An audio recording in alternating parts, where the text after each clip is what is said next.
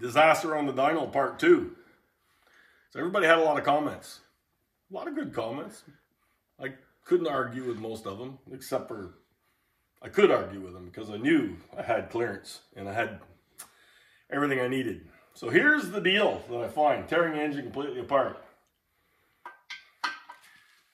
Get close where you can see that end gap. For everybody that said there was no end gap, there's end gap.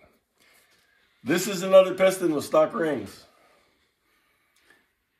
No massive skirt wear, no nothing, just stock rings. The oil ring's still loose. The oil ring's the only thing still loose. But these are stuck. Here's another piston. There's quite a few that are stuck.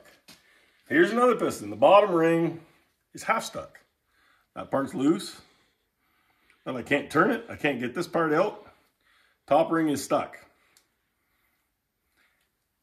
Here's another little piece of information. At the dyno, when the thing threw a fit and started puffing breather smoke, we found number 8 with no compression. Number 8 cylinder is beat up quite a bit. Why? It had 60 pounds of compression. Every other cylinder had 170, basically average, 165 to 175. Every other cylinder. So at that point, I don't think any rings were stuck. Now it got cool. Now we have rings stuck in other holes. Motor didn't feel right to me. It didn't really turn right. I told Ty before we took it apart, I was pretty sure we had other ring issues. Sure enough, I tear it apart. We have other ring issues. Except for, we don't have all the trauma in the cylinder, which my theory was on this one, after we, here, I'm not on this one, but on number 8, after we heat cycled it, something changed. Because we had no breather smoke. We heat cycled it, we had breather smoke. Somewhere in the process of the last cool down, these things bit. And I mean, they're hard. Like, they're not coming out of there. I can get a screwdriver on that thing, just beat the hell out of it. I got that one, will partly come out. Bottom ring, top ring ain't moving. Some of you asked about gaps where they were. Well, here's that gap on this side. Here's that gap on this side. About a half turn apart. Some of you asked if the rings were put in upside down or not. That's the second ring down. You can see the bevels on the bottom. That ring is not upside down. This upper ring, I can't get it up to tell you.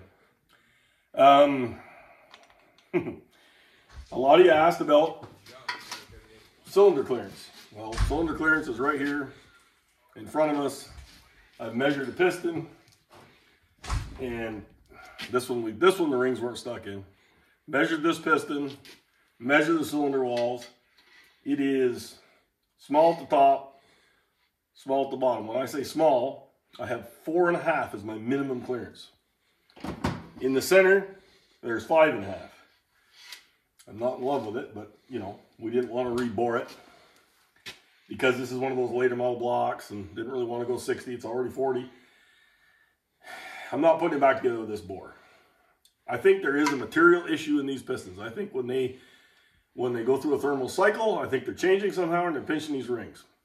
I'm pretty certain of it. There was no indication of an issue assembling it the first time. It doesn't turn right anymore, or didn't turn right anymore when it's together. So now there's an issue. And why would we have an issue now and not before? To me, it's a material issue. I think there's something jacked up in the material on these. And we have a thermal cycling issue.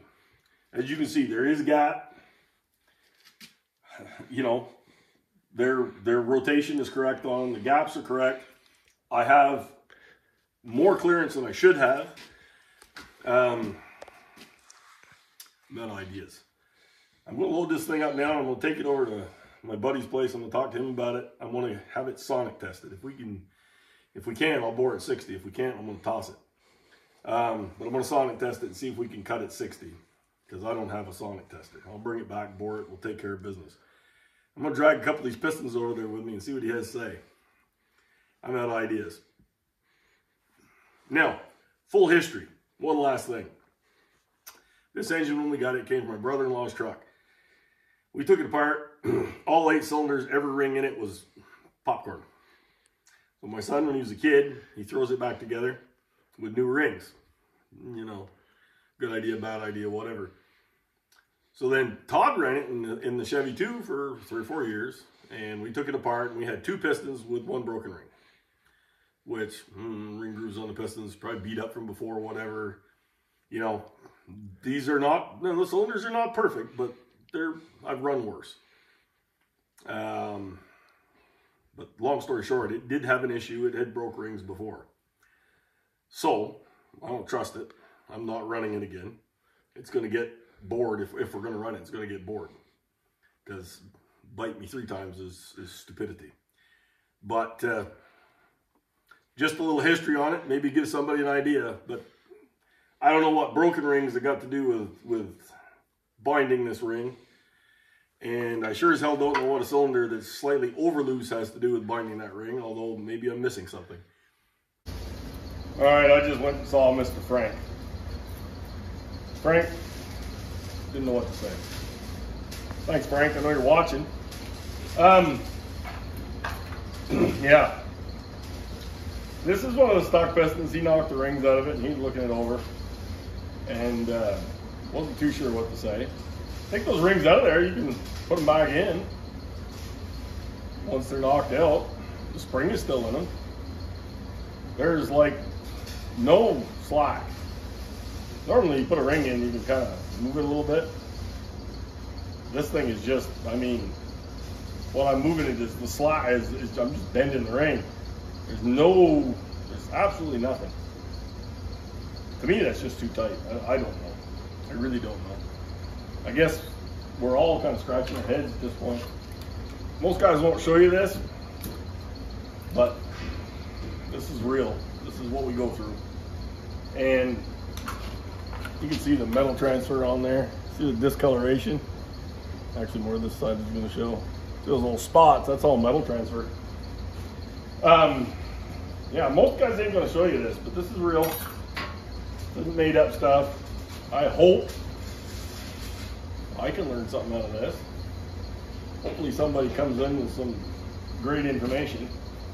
So far, the information we've got from past videos, I would have thought the same thing watching the video, but I'm telling you guys, like your suggestions we've looked at. They're not bad suggestions, but they ain't it. There's nothing to prove it out. So we got to dig a little deeper here. We got to think a little broader. You know, if we're going to figure this out. Hopefully we can learn something. But if you got something to say, you know, if you got an idea, let's hear it. The ideas previously, or the rings are butting, no evidence of it. Cylinder wall clearance is too tight. If anything's too loose, it's not that. Rings upside down, which I don't understand why rings upside down would cause them to stick, but anyway, they're not upside down. Top ring, for that matter, is universal, so that doesn't matter on this particular ring set.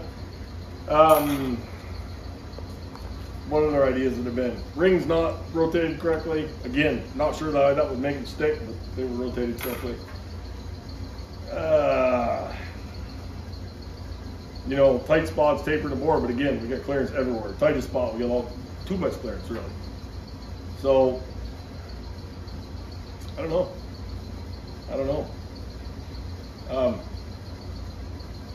Don't be afraid to share the video. Like and subscribe, make it go somewhere. Hopefully somebody's got some ideas. But if you've ever seen rings stuck in a piston on anything other than an old seized-up motor or something with a melted piston, I'd like to hear about it. As you can see, there's 0 damage. Piston's clean, clean, clean.